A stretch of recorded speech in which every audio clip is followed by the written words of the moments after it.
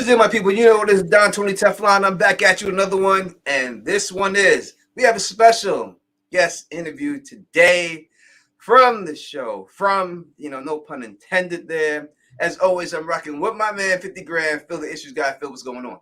Good to be here, Tony. Thank you for inviting me, and thanks in advance to our guest for joining. No doubt. Thank her for definitely coming on and rocking with us and everything else. So let's get this thing started.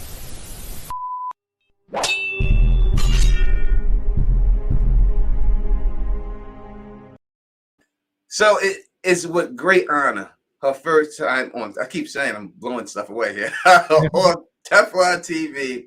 Phil, would you do the honors? It is Peggy Gaffori. You got it. I did it. Did I not? I didn't butcher it too bad. Nah, you did great. It's beautiful. Thank you. Thank you so much, Peggy. Hey, y'all know it's Fatima on the show. I know I have been, called out many times because I always say Fatima because I know a lot of girls named Fatima. I never heard it pronounced Fatima before us, but it's known as Fatima. Thank you so much, Peggy, for joining us. We truly appreciate you being here with us today. Thank you so much for having me. And honestly, Fatima, I've heard it both ways. I just wanted to make sure it doesn't get too westernized. Mm-hmm. I think it's fine. So did you do the syllable, tell them how you wanted to pronounce, or the writers and directors tell you how they wanted to pronounce it? Yeah, so they were really great about things like that. They really made sure that we were comfortable with the characters and the stories that we wanted to tell. And they just let us tell it how we wanted to. And the name was one of them. They asked, how do you pronounce this? So nice. Now, people here, you know the rules here. We have a call-in line. You see the number right down there. If you want to ask her a question, obviously, no, there's not going to be any spoilers. Don't try to sneak something by. We can't do that. If you want to ask something that happened in the show already that she was about, we could definitely say what up. Let's say what up to my man Isaac Alexander's in the building rocking with us right now. I Stay Gold's up in here. Why So Curious, and a bunch of other people are here with us rocking. Thank you so much for joining us. All right, right off the bat, the first time on Teflon TV. Where are you born from? Like, where are you from? Where's going down? I'm from Queens, New York. Phil's from Boston. Where are you from? I'm from Iran. I was born in Tehran.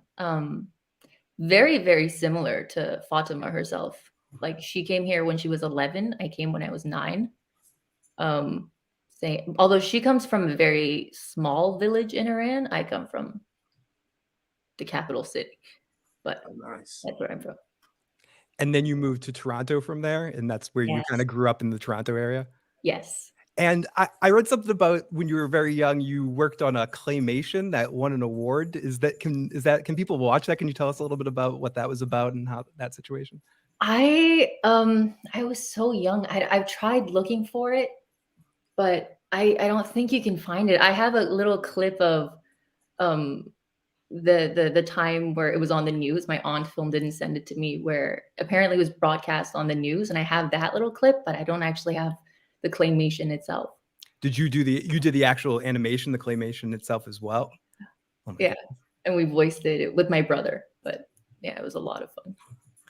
That is what's up. All right, dealing with this show a little bit, talking about this show. Now, me particularly, you see these creatures that chase you all the time, and you've been chased by a few of them and stuff. What to you is the creepiest of these creatures that you've seen? Which one to you? Like, to me, I have my to me, the one that's creepiest to me is that the guy who looks like Howdy Doody, the one who was standing on top of the steps with the blood dripping out of his mouth. Like, to me, that, like, I don't want him chasing me at all. Like, he can chasing me. No, I mean, no. I'd rather not be chased. I think they're all creepy in their own. I think that the creepiest thing about all of them is the fact that they just know so much about you.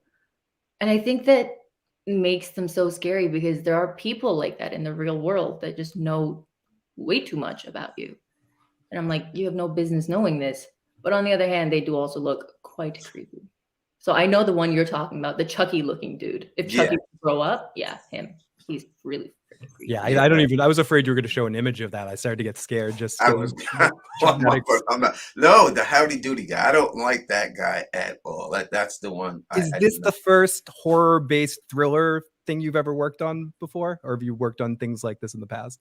I did a horror short film before. I haven't done much. There isn't much on my resume at this level, but this is something else. Like that was, but this is something else. Is the feel on set more of a good sense of humor about it all, or is it do you get into it? Do you feel scared by is there an us and them kind of vibe with them on set, or?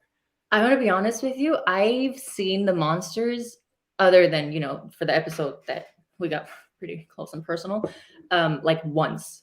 I don't see them often. Maybe that's just because I'm in my trailer when I'm not working on set, but I don't have a lot of interaction with them. That probably makes it better for the real reactions when you get to see them in the scenes themselves to elicit that kind of fear. Yeah. And maybe, honestly, to be honest, maybe I have seen them more, but when I do see them, I'm like, holy fuck, get inside or save yourself. So like it gets blocked out. And with that kind of scene, whenever you're in close proximity to them, the adrenaline level is up here. So you don't remember much of it. Or maybe I just have early onset Alzheimer's. One of those. Nice. Now, a sense of humor is definitely needed on set for this kind of show. You can get to. Yeah. Gotcha. Oh no, absolutely. You need to, because it helps keep you focused and keeps you having fun while doing this stuff and keeping it serious. Yeah. I was able to kind of watch one of your independent stuff. You have done a lot of independent work, and this seems like it's your first big thing, but you've been working hard for the last 10 years in independents and webs and doing music videos. When you initially got this, is this something you auditioned for? Did they approach you? How did the casting process when getting this part work? They approached me. No, I auditioned. Good old fashioned auditioning. Yeah, no, I got actually, it's a funny story. I didn't get an audition for this. I know that I'd been submitted, and I asked, I'd been submitted, and one of my acting coaches actually messaged me on Instagram, and she was like, did you go out for this? And I was like, no, what is this? She's like, it's this TV show, da da da. And I emailed my manager, and I was like, hey, have I been submitted for this? He's like, yeah, I'm gonna follow up now. And my team, being the amazing team that they are, 30 minutes later, I had the audition, and I taped for it and I sent it, and the rest is a whole other story. So now a lot of people talk to me. They came to me when we do these shows. They talk about the unkiss with you and Julie, right? So what? The unkiss, they call it, right? What they're calling it. Right. So going through that, when that happened, what was Fatima's like going through her mind when she was approached by this girl? Like, to me, I thought she doesn't look at her as, she looks at her more like a little sister. Is that the way you played it? Yeah. So the thing with Fatima and Julie is she kind of sees herself in Julie a little bit. She's that young girl that needed to be taken seriously. And I mean, in Fatima's case, she had no other choice but to be taken seriously, obviously with her background. But I think she sees her as a little sister, and she sees her as someone who she doesn't want to go through some of the things that she had to go through. I think she wants to save her a lot of heartache, and she wants to help her get her voice, whether that's by treating her as she wishes to be treated, or to share wisdom, or just to like be there so that she can figure it out on her own. But it is like a little sister. I got you. To me, I want to be appropriate with it, but it was a matter of, has this girl had her first kiss? Like, does she know what she's asking me? Obviously, like, we'd have a conversation, and that's a whole other thing. I don't think I would have done it, or at least I don't think she would have done it personally. But you live in a house where the most important thing is to be able to find yourself so that you don't lose yourself. And if that means sexual maturity, then I feel like Fatima is the safest person for her to find that out with. Nice. Now, me, myself, the Don Tony Teflon, right? Everybody knows that if I had to pick where to live, I'm staying. There ain't no way I'm up in that colony house. A lot of stuff going on in that house. A lot of stuff. Now, I hang. Like, that's the place I go hang, but peace out when the bell rings, I'm going home. If you had to choose yourself where you would you live at the colony house? Now, we know that it got ran over. Let's take that aside. But if that didn't happen, you yourself, would you be more of a colony house or would you be in town? Like Peggy, where would I be? Yeah. I'd be in bed all day. Doesn't matter where I am. Yeah. Like that sounds awful, but I don't know. There are people in town that I'm like, I generally try to stay away from those kinds of people, but there's also those kinds of people in Colony House. But I don't know. I feel like the town is more like the real world, whereas Colony House is an ideal to a certain extent if you can have that in this kind of world. But I feel like in terms of anxiety and wanting to just be loved by everybody, I feel like Colony House still, but with better locks. Phil, I know you up in colony house. Probably, or I'd be hiding in a tree. I'd get a sleeping bag and I'd just be hiding in those trees 24/7. I'd be like, I'm never leaving this. I'm just going to get some food in the daytime and then never leave. We do have a question from the chat that I think is interesting. Do the cast members know their fate, or is it kept a secret until that time comes? We don't even know what happens on the next page. Oh, awesome. We have great writers. Like, you think their writing is great, you should see their poker faces. They tell us nothing. Nice. That's a really good question. Yeah, you would think that, I think that adds to the suspense, right? You don't want to know if something terrible happened. I'm going to tell you, absolutely want to know. You great writers out there, straight up. You're not allowed, Fatima must stay, all right? You're not allowed to get away. I want to hear this. I'm going to come see you, all right? We can't, me and Phil, we come to see you, but she cannot go. We got to keep her on the show. Now, let's talk real quick. The thing that I like this show, one of the main things I like about this show is diversity in this show, right? When you heard about this role, did you know that there was going to be diversity? And can you speak on how you feel about the diversity that they're showing in the show? I had no idea it was going to be what it is. I thought it was just another, I go out for a lot of Persian characters, which, like, thankfully there's quite a bit of, or at least Middle Eastern ones. But it's just like the most diverse cast I've seen on TV. Oh my God, it's live something. But they did a great job at, portraying what America genuinely looks like now. I mean, I don't live there. I'm assuming it's like Canada, but they did a great job and they take great care of us as well. Nice. That's what's up. We got a voicemail, but the voicemail was asking the same question we just asked. So thank you so much, Ola, for the call. But it was the question of, do you know the fates of what's going to happen to your characters beforehand, or how much ahead of time did you know? And I was going to kind of ask you that in the casting, like, they didn't let you know anything about the show ahead of time. They had you just reading sort of blank sides and stuff. Well, no, they gave us sides that gave us a lot of information. But, like, if you're an actor, a lot of information could also be zero. Yep. They just give you a lot to work with. But no, the breakdown and the description on, this is the it was redacted. We didn't know, like, is it an animal? Is it a thing? Is it an end? We didn't know. It was just.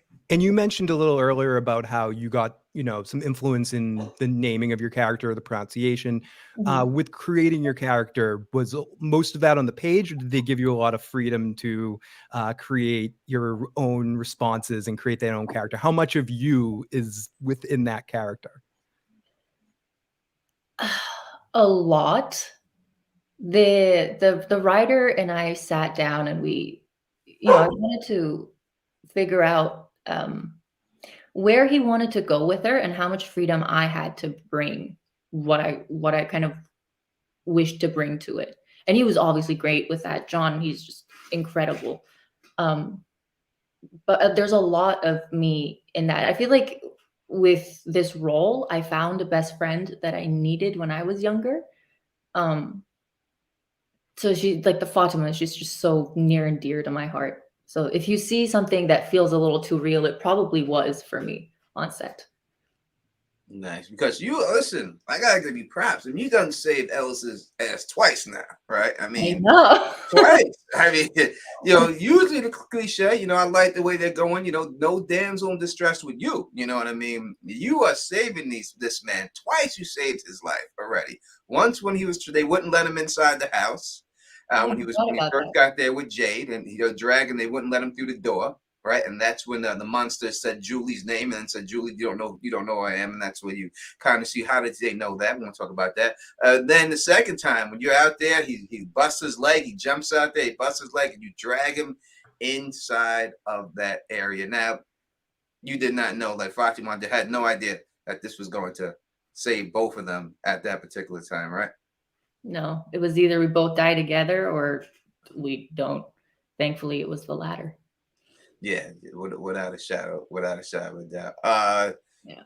What does that? Well, I don't look at actress Trudy. Haven't met. Does what? Who's Trudy? we don't know about Trudy. People are asking if Trudy has a boyfriend. No, how would she know that? I hope not, for the boyfriend's sake. We already take a lot of hoodies. We don't need Trudy taking everything. Tony, we do have a voicemail. This is from area code 612. Area code 612. Hey, this is John L. from Minneapolis, Minnesota. Love the stream. Great job, fellas. My question is, I would love to know, as an actor, as a performer, how do you start your day before filming to get yourself into that place where the fear is real and the love for Ellis or maybe just the love for everybody in the community might be real. Just give us maybe a play-by-play of just how you start your day to getting into character is the question I like to know. Thank you again. Thanks again for the stream. Love the show. It's a good question. I happen to have a 2-bedroom apartment out in Halifax. So the nights where I knew I'd be on set the next day, I would sleep in the other bedroom. If I had like a big day ahead of me, and that I feel like helped a lot because that allowed me to, allow a completely different reality to take over, and things weren't out of limits. And honestly, like the characters, the love on the show, it's real. Like we have the best co-stars, and it's not hard to love them. Like Julie, I love her. Hannah, I love her to bits. Like Hortian, so much love for them. Jade, I hate him, but I also love him. And like the dynamics when you're on set and in like across the country from home for 6 months at a time with only these people, I feel like it comes naturally to a certain extent.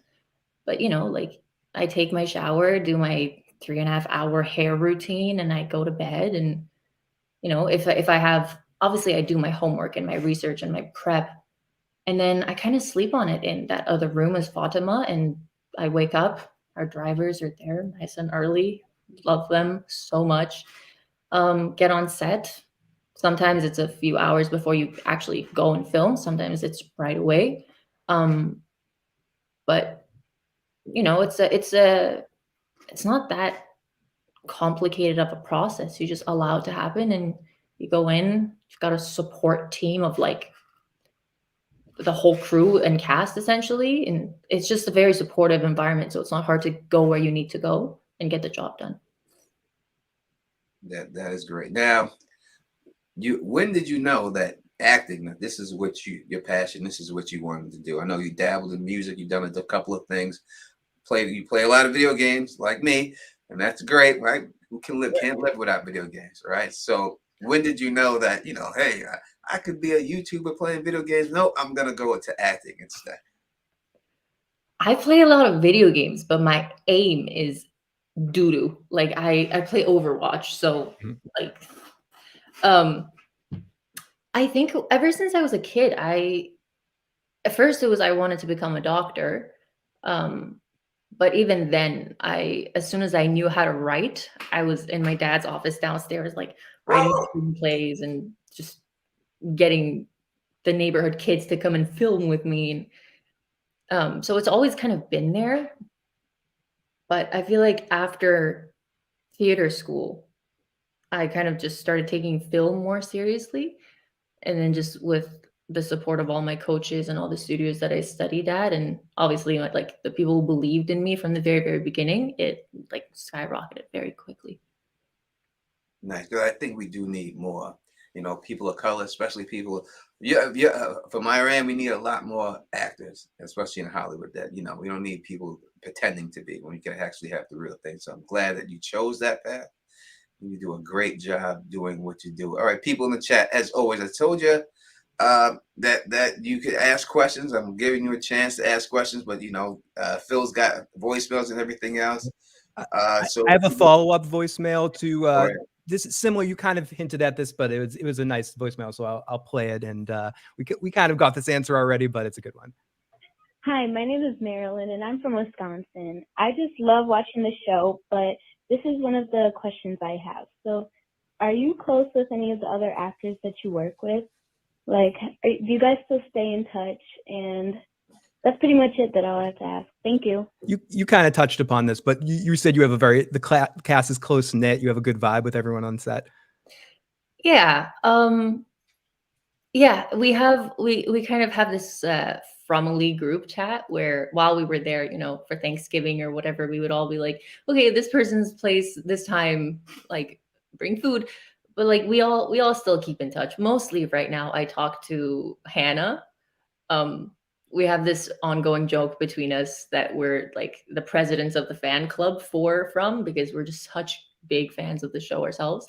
But yeah, I talk to like Ricky and Chloe and Avery and Courtian and Hannah and everybody, I think a little bit. Catalina, Scott, Liz Saunders, everybody. Everybody's the Don and everyone. We are hoping for a season 2. We're praying for a season 2. We need a season. Epics, don't mess with us like this. We gotta get a season 2. Tell him, Tony. Tell him. Yeah, man. Don't mess with me. I have to come see you. You don't want that to happen. So definitely need a season 2. Now, there's been a little jiving. People don't know. So if you can, I don't want it to be a spoiler. If it's spoiled, you say you can't answer. That's fine. The picture that is above Julie's bed. There's a painting there, right? That it's painting Yes. a black man. I would say that's Ellis and yourself in that painting. I think so. That's what I think too. And that was painted by Ellis too, correct? Like he's the I painter. think so. All right. That's what people were trying to say that Victor made it and everything. But I was like, Victor, I haven't seen him do anything other than crayons. I haven't seen him use any type I'm of pretty sure that, like, I could be wrong about this, but I heard somewhere that thing was actually done by our director, Jack Bender, because he's a great artist himself. I could be wrong. It could have been our art department, and I apologize if I'm not giving the right person credit here. But I don't know in the show who it's actually by. I'm assuming it's Ellis. Yeah, I mean, he's the only dark skinned guy. Yeah, I mean, I'm assuming that's what it is. What up to my But man? then before we got there, we were like, oh, I guess this is our room. The monsters decided already. We got another good question. Let's play this one. Hey, John L. from Minnesota again. Great answer to my last question. I just had a question that, as fans, we theorize about the show daily, by the hourly. But as a cast, do you guys ever have downtime or moments where you guys start to theorize about what you think may be happening? I don't want you to answer if you feel like you're going to give away the show because we love the mystery of it all. But if you could, if you guys theorize, what is one of the theories you can give us without giving away anything from the show, if that makes sense? Oh, Thanks. I didn't listen to the end of it. I was trying to see there at the end.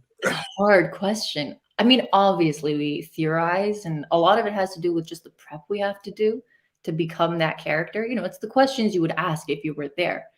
But I honestly, like, we have the theories that we throw back and forth are mostly just jokes, like plot twist. It's actually da da da da, and it's just the dumbest thing. But I try to stay away from the theories that you guys share because a lot of them I'm like, if that's the case, I'm glad they didn't tell us. But I also don't know. It's not like we can confirm with any of them. But like I love the few that I've read. It Well, makes a lot more sense. Don Tony Teflon is the one who's got the whole Ellis's mother's fate. I even put that up there, and I got that 100% correct. Did you guess it correctly? Yeah, I Oh, guess shit. I 100%. I put it You up seen there, it? and So I I'm put gonna it up see there, it. and I tagged Ellis, the actor who plays Ellis, in on Twitter, and then he put a hand thing on it, like you can't look at it and stuff like that, and everything else, and boom, it was done deal, 100% correct.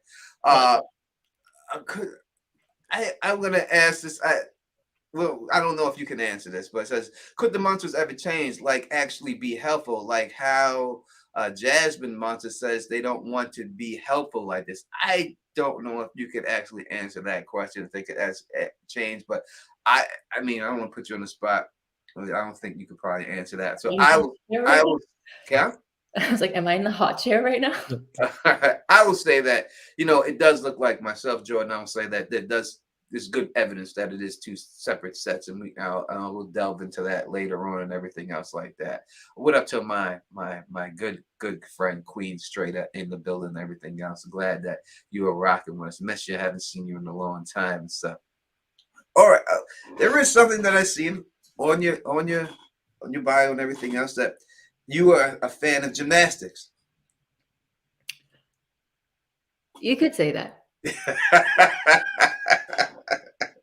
So you train in gymnastics? Yeah. I mean, I used to do it as a kid and not even for that long. But when the pandemic hit, my one of my actor friends and I made this spreadsheet of all the things we want to do, all the things we can add to our resumes, and that was one of them. And that was one of the things that was actually open, so we signed up. To do gymnastics. That is great. Thank you for the super chat, Fernandez T. $20. We truly appreciate it. That is very generous of you so much to do anything else for you to have that. Do you have any future movie projects or anything? Someone asked if you had any upcoming film projects or any other projects you want to talk about that are upcoming or coming from this at this point. Right now I'm just crossing my fingers for season 2. Obviously I'm auditioning, but if there is something, I haven't heard yet. But I'm taking it a little slower right now, just focusing on other things. I mean, we're gonna all hope. I think collectively, obviously, you're sitting here with a bunch of people that are all hoping for season 2. But are you I know you can't answer that. I was gonna ask, are you optimistic for season 2? I'm definitely hoping. I mean, it's a great show. I would be surprised if we didn't get it, but obviously in this industry, anything is possible. Yeah. No, I would be stunned because it seems that every week, because obviously I put videos out, and every week the views go up.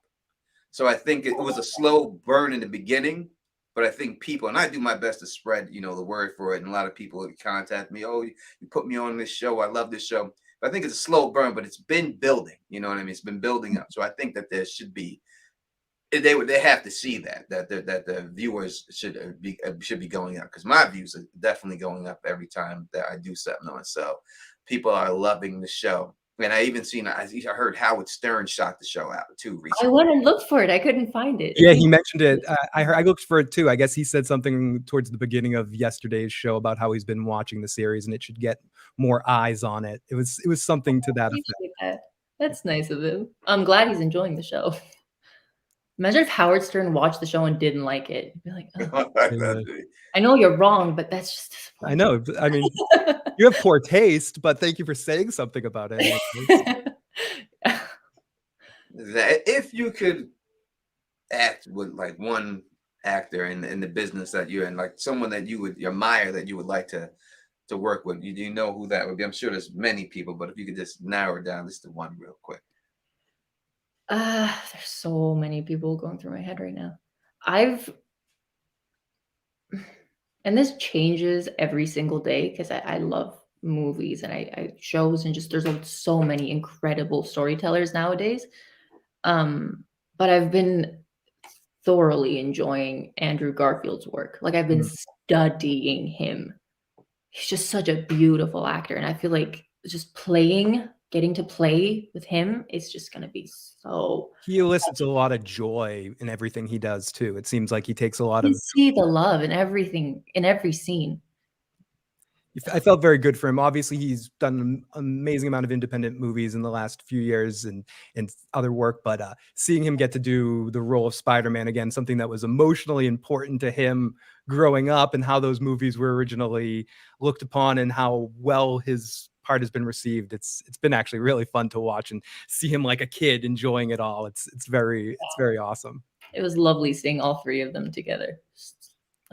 I don't think you were asking questions. We'll go with this one. From the Faithful Planner. It says, what have you taken of Fatima with you? You mean like just from her character, or Yeah, like from her character. Like, what part of have you taken from that? Keep everyone smoking. Everyone's happy. That's the one thing about that place. I would say. Maybe you keep everyone happy. Yeah. Yeah, I think her kindness. Obviously in the past couple of years, it's been hard to keep your spirits up. And I myself went through a whole cleansing of who I am and who I thought I wanted to be and who I was. And I feel like I lost a bit of, my sparkle or my joy and happiness. Oh, that sounds so sad. But no, I genuinely feel like she came to me at a time where I needed her most. Like I said, she was somebody that I needed when I was younger. And I think she taught me how to love properly, like in a healthy, I can see some fault. Like she loves people almost to a fault. Like if I were to criticize something she does, I don't think it's wrong, but I think it's dangerous to walk that line for too long. I sound so jaded. Obviously, love everybody, like as long as you can, as much as you can. But I feel like her kindness and her ability to still see joy and light in every situation. The world got so dark for so long, just recently, and I feel like that's something I took from her, is remembering the sun comes up no matter how many people died last night.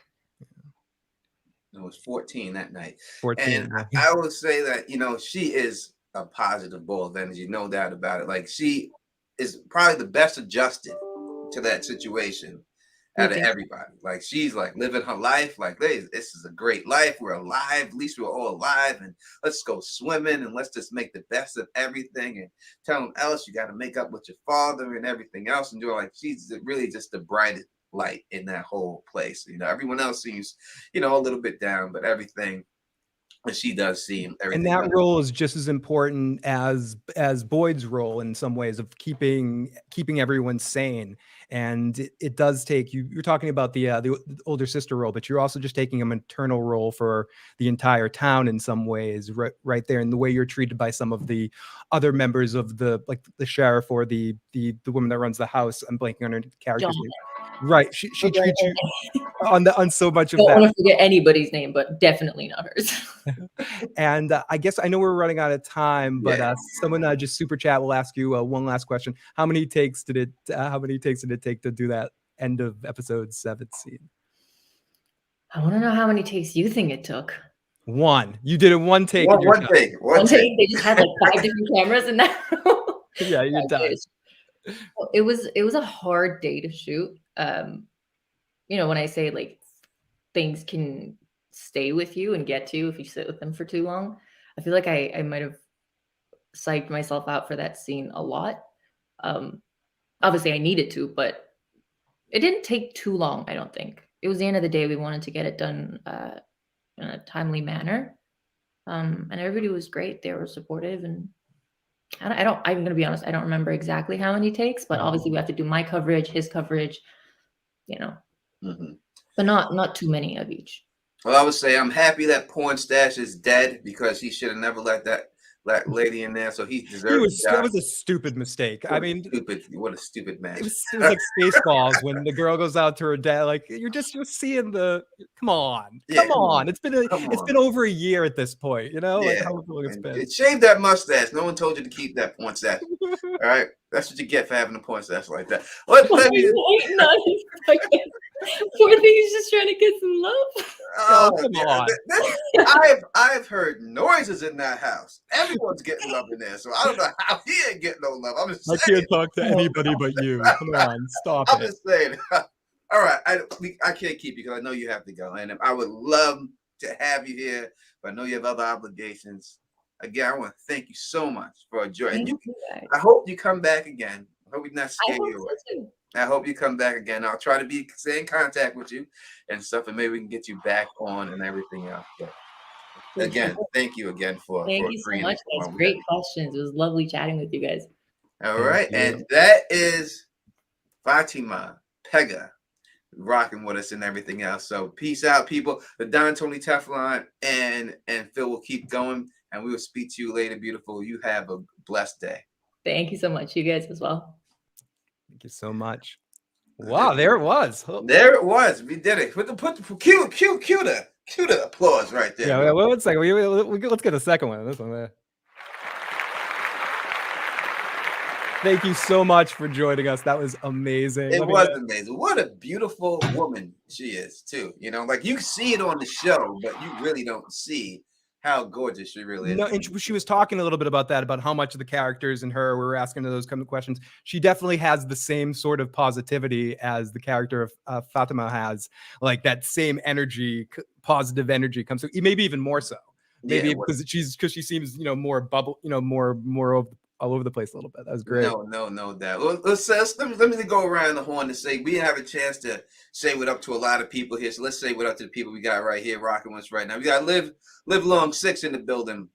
Sharon Washington's in the building. I said my man Mandrell's in here. I'm Stay Gold. 42 is up in the middle. John Haymaker's rocking with us right now. I said before, I'm gonna say it again. Mandrell's up in here. Mandrell. Chris is rocking with us. Tokus is up in here rocking with us and everything. I want to thank everybody out here for rocking with us. You know what I mean? It was a very spur of the moment thing. Got in contact with him, got everything and stuff.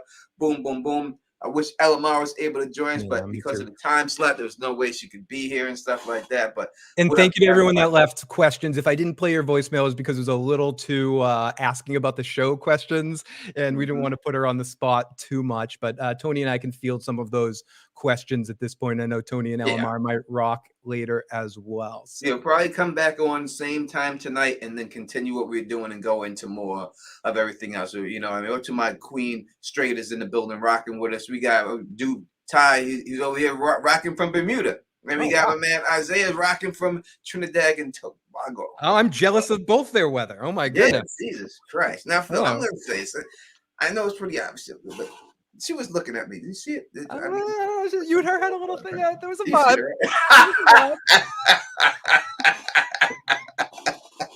I think she might be giving you the Pineapple Express. You might get maybe I was, the modern day, the real life Ellis. Oh, you're welcome. You're welcome, Jay Hall. I liked both of your questions. Let's see what we got for. Let's see. We can play a couple of these right now. Let's see what this person has to say. Hey, this is another question that I have. I was just wondering if any of you in the cast ever watch episodes after they are. Tony and I were in the cast, and we definitely watch episodes afterwards. But yeah, Tony destroyed it. He got in contact. He reached out to the cast member, locked this down in a couple of days, and that was awesome of her and her people to. Let me also give a shout out to Epics. The team in Epics that that approved this and everything else. That said this was good. Her team, very prompt. That I hit them up. They got back. We did the emails, got everything, and all that good stuff. So we were all good with that. And what up, Tanisha? Thank you for rocking, beautiful. I am happy to see you in Facebook rocking. Tony votes Colony House. I do now. Listen. Now your team's Colony House for life. The Don may have to be. I have to be in Colony House. I would have to probably rock Colony House. You know what I mean? I probably have to be up in there. So we got to regulate. If I was up in there, I told you that porn stash wouldn't have been able to pull that shit with me. He wouldn't have opened that window Idiot, with me there. idiot. Let's see what this is. Yvette. This is Yvette from California. I would like to know, what do you think the significance is to storing everyone's belongings after they've passed? And Jade finding the book with the symbol that he keeps seeing, and the mysterious bracelet that was supposedly lost. Is this a time loop? All right, so Let me know what you think. those Thanks, are three questions right off the bat. All right, so I think the original reason was to make sure everyone shared everything they had. They put it there. That's what Boyd put it down there for. He put it there so everyone would share. So if you had a thing of peanut butter, you couldn't just hoard it, right? Yep. So everyone gets a teaspoon. That was the original reason that I was stored there. Also, I think that when dealing with Jade with the book and everything and the symbol, you can go watch my video. I did a video on the whole symbol and everything else and why that's like that. You know what I mean? Why the book is like that. So as for the bracelet, I will say that there's a couple explanations for it. That you would have to go. Number one, that if you want to go the real life thing, that would be she lost the bracelet in the hospital. Somebody picked it up in the hospital and got caught up in this place too. That would be the real life situation, how it would really play out. Now you have to go into the supernatural situation of how it would get there in a supernatural way. Well, the only way it would be is whoever was rocking that bracelet had already been there. And that's the way it could be. So could she have already been there? When we look at the picture, and I have the pictures, and I'll come back on tonight. We'll go through all of my next video. I'm going through all the Victor's pictures. I'll break down all the pictures and everything else. But when you look at the pictures and everything else, when you look at the one picture that Victor drew of the boy in white clothing is definitely Victor in that picture in boy in white clothing, right? And you also have the son after he had the seizure was able to see everything in Victor's house, right? He's seen all the drawings on the wall, and he even knew that there was a drawing of them in the house. And while he was telling that story, Victor was actually drawing that picture at that time. So how did he see all that? Is he seeing through Victor's eyes? Now, to say that Victor is a grown-up version of him, I would feel bad for the kid. That he got a raw deal in life. He did. He definitely did. If he grew up and turned to that, I think he got a raw deal in life. Poor guy. If he just turned into some dude eating peaches, out of a can, God damn it, this kid, what happened to this kid? I could eat a peach for hours. Now, Tony, do you still think that they're aliens opposed to something supernatural? I mean, isn't that not the same thing? In all honesty and everything, I mean, they are aliens. Listen, I'm telling you.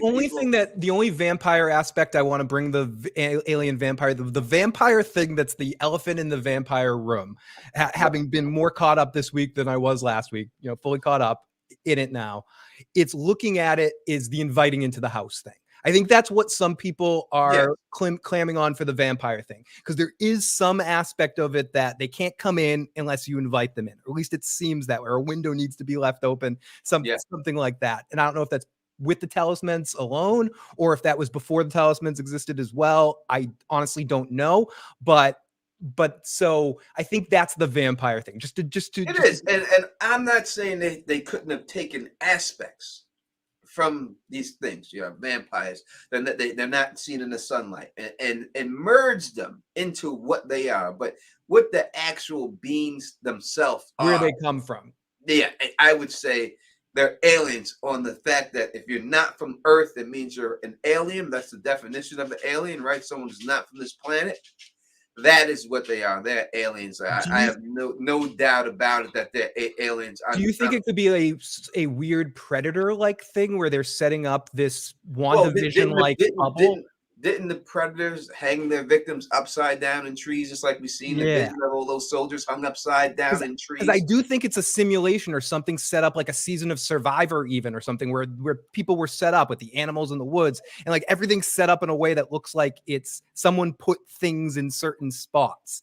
I don't know. So I don't know if there is an overseer of some kind. It's going to be interesting. Well, yeah, there's definitely two sets of them. There's definitely two sets of aliens, not just them. It's two. When the ones that are talking to her are not the ones that are killing people. The one that's talking to My God, I can't think of her name. The skinny girl, but who killed everybody? That one, the one who's got the thing. Man, but she's not. That's something else talking to her. That's not the creatures that are actually killing them. That's different. It's two different things. It's not them trying to play a game. And what Peggy said. Listen, she gave us something. Right? That she said the thing that was scary, most scary about them was that they know so much about you. Right?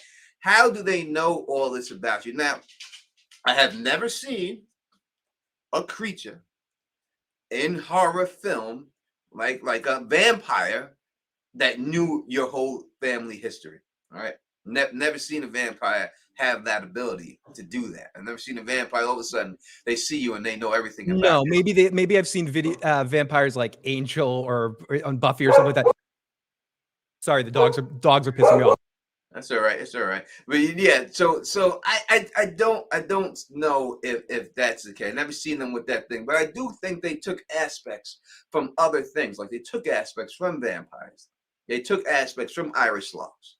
They took aspects from ghouls, and they combined them to make this whole creature that we see. But the creature itself is an alien creature. Just to go down that road with you, Tony, it could be that, oh my God, you dogs. It could be that that the aliens used human fiction as a way to learn things to scare people. So they have vampire aspects because they looked at what scares people. So they're using aspects of vampires or other monster type creatures. So it could be both. To your point, it could be aliens that are acting like vampires. And what I was saying before about vampires knowing no. I've seen vampires stalk people for years and learn about them and learn their ways, but it's not like they look at you and can understand you in a certain sense, get inside your head. And there is some creatures that are using some information that they know from people and garnishing to influence them and manipulate them. Hence porn stash opening the window and Yeah. like Princess Vespa and Spaceballs going out thinking it's the king with Rick Moranis there. You must not have watched my videos because I explained the Nordic symbolism and the talismans in my video. Oh, you can go check those out. But we'll talk about it real quick right now for you. We have to think. You don't know if that's Nordic symbolism. We're assuming that it is, right? And it definitely is something in it, but we don't know that if the carvings in them is actually what's keeping them away. If they have anything, it could just be a lot of those symbols back then were used to tell a story, right? And if you look at the story that it looks like when you look at them, it just looks like a sunrise and a sunset on one side of the other one. You know what I mean? And that's the story I think that is telling on it, that these creatures come out at night and you're safe in the daytime. Now, why these actual stones prevent them from coming in, we don't know. We don't know what the stone's made out of. It's not the same rock that was in the cavern because it was two different color rocks in there. We don't know if it's a kryptonite situation that's from their home planet. We don't know if there's some type of radiation that affects them, that they don't want to come around when the radiation's there. We don't know if it's actually some technology inside that masquerade. We don't know. So there's a lot of this ways you can explain it, but it just isn't the carvings. Because if it was just the carvings that were in it, then they can just carve that into a beam, right, in the house. They wouldn't have to hang the rock. They could carve that right into a beam. They can carve that into the door. They can have a carving of that around their neck. They could write it on their clothing. So it's not the actual symbol that's keeping them at bay. So it couldn't just be that. So I don't think the carvings in it mean anything. Now, it could be a situation that these creatures been around since those times. And they've been tormenting human beings all the way back in that era. And these are the people who found out that these rocks are the ones that fuck with them. So they carved that to let other people know that these rocks were special. Now, Tony, and that's why they have it there. But the actual carvings in themselves is not affecting. Have we got a amount of time yet? I know with Fatima's year anniversary, and we've seen another character. I forget again. I'm blanking on his name. The guy up that's the longest. That's been there the longest. Victor. Thank you. Do we know how long, or do we have any idea how long Victor's been there? He's been there at least since the 70s because he's got that lunch pail that says disco. Like disco fever. Let's just say it doesn't say disco fever, but let's just say it's a disco lunch pail back then, a metal lunch pail 70s metal lunch bag. But when we look at the creatures that are chasing him, that milkman, and I hate the milkman too. Fuck you, milkman. Yeah. But I hate the milkman too. Stay But away his from my, costume stay away is- from my mom, milkman. Yeah, stay away, milkman. All right, that costume's like from the 60s, 50s milkman costume, 50s, right? 60s, yeah. So you got that. So everyone else, it seems like they're early period, like 70s, early 70s to 60s and stuff like that. It seems like right there. So that in their outfits and everything else, but you know what I mean. But this thing could have been going on like when you dealt with the Predator, right? And Arnold Schwarzenegger, those weren't the first humans they came after. They were coming after humans back in BC. Yeah, they've been hunting them. When you get into the second movie and you get into the Danny Glover one, which is also very, very good if you haven't seen it. It's different, but it's good. You get a little bit more of the history of the Predators and how they've been doing this forever. Yeah, they were just having fun coming hunting people for a lot. It wasn't like this, we just decided to do it. They were doing it back. So the Nordic stuff could be, they were there doing it to Nordic people all the way back then. And the Nordic people found these stones that kept them away, and they put these markings in them just so people would know that this is what this stone does. This is why this stone is special. And that's what, and the stone is only special when it's hung up, right? When it touches the floor, it doesn't work anymore, because you see in the clip when the nurse was having a dream, and you have the father come and take it from hanging up, and he goes, how is this working? She goes, no, and then the creature comes right through. So it has to be suspended somehow off the ground. So maybe the force of the gravity or something, when it touches the floor, negates the effect, which makes me think that it could be some type of radiation or something like that coming out of it and everything. So we're definitely going to see and everything else what's going on with that. But we'll go on for a little bit long. We'll stay at least for an hour. We'll do maybe a little bit of that, and then we'll wrap this up and everything else. Yeah, we'll start to wrap up around 5. So if anyone wants all your questions, but again, Phil, what a great person she is. Right? That is awesome. That's just a great vibe, great energy. Good. We're gonna go follow her on her Twitter and her Instagram. You know what I mean? We'll leave all the links in the description so you can follow. We even had a good conversation with her before the show even started too. We had like such a that you would, some people you would think these actors sometimes they on that Grey Poupon shit. You know what I'm saying? But not her. Like she seems like she would smoke a doobie with you and hang out. Like she seems like the people. Like it makes me. I cheer for her. I want her to have everything in life, because she just like one of us, man. That's what it seemed like. She seemed like she could be, maybe Phil's sister. She's not my sister. and she's been working really hard. I said that to her, and I wasn't just kissing her ass. She's been working hard like the last 10 years, doing independent films and web series and music videos and writing songs, starting YouTube channels and gymnastics and shit. So it's good to see her get a break on this show. It truly is. Especially, I said, she's Iranian. Have an Iranian woman have a major role in a great TV show. The diversity in this show is amazing. It's great. You know what I mean? I just love that. That's the number one thing I like about the show. People that want to see some more from her, quickly, I'm sure there's other ways to watch some of her independent films, but there's a movie or an independent film on YouTube called Stealing from Stoners on the YouTube channel Live Dudes.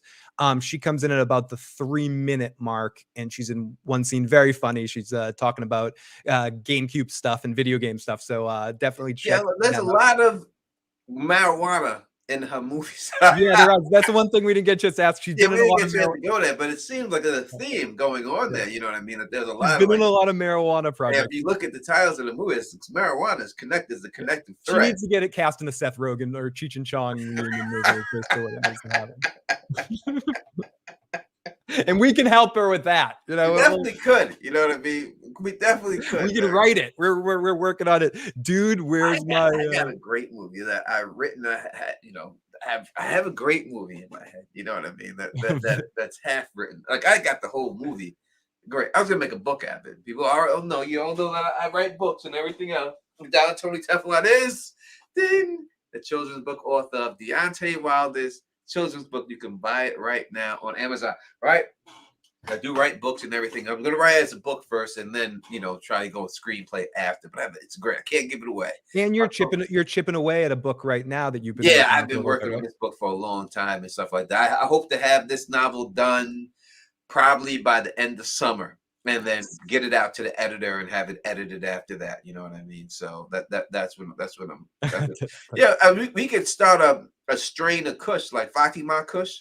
Oh, We could start a strain going around and stuff. I was gonna tell her, like, listen, if you get from a chance Fatima. Did you get a chance to bag? Like, if these people mess up and cancel this thing, you'll bag me up one of them talismans, girl.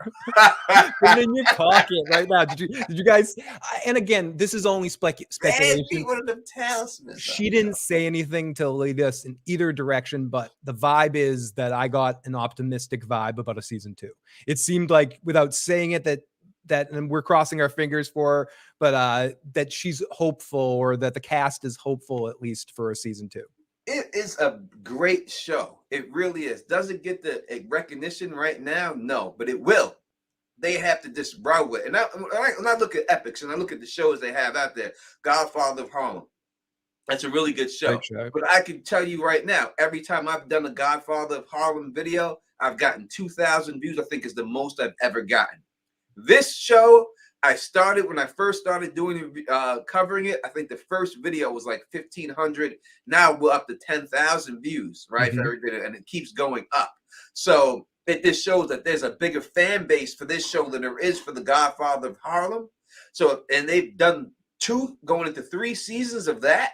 So there should be no reason why this does not get at least the 3 No, I have a feeling this show will get a lot of views, especially if they release the first season on Netflix in the off time.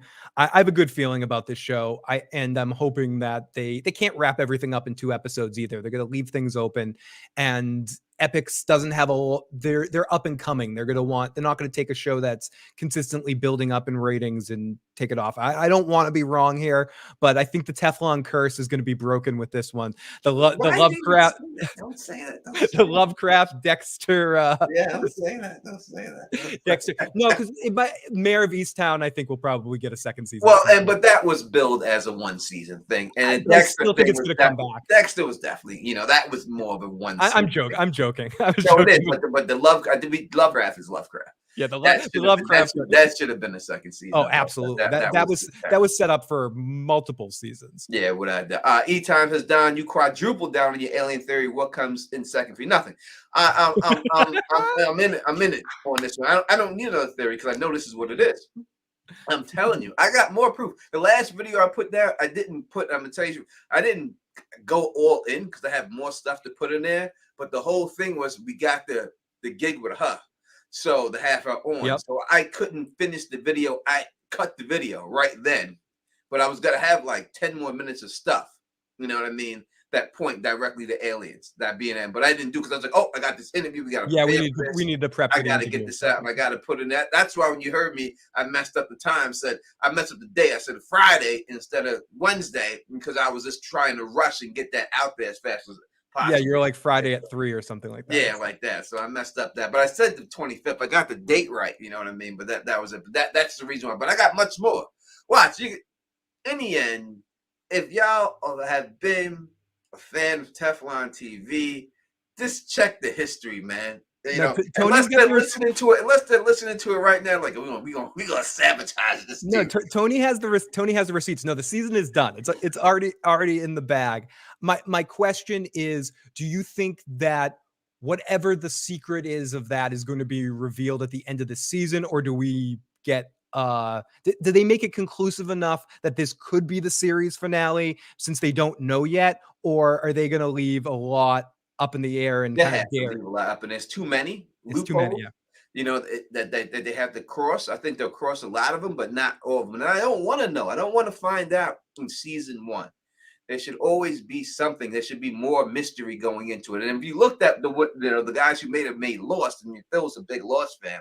Yep. That's how they did it with them. They strung that along. They strung it along, but I would say even more so, they uncovered too much going into the second season, where you see the bunker underneath, and then you go into, and once they go underneath, a lot of people lost right there at that point, where you started opening up the world. I think same with The Walking Dead went too far to change the world. I think what this show, one of the many things that this show does well is anyone can go at any point in time, and the mystery aspect. And I don't think they're going to ruin either of those aspects going into a season 2. Yeah, and that's exactly how Game of Thrones fell off, because Game of Thrones was known for killing people at any time anyone could die. But when it came down to the final season, they weren't willing to kill the main characters off. They weren't willing to kill Sansa or Arya, and that'd be a Bran. All these guys survive. They can't survive. You made a reputation of killing people off. You needed to kill some of those characters off. Someone had to die.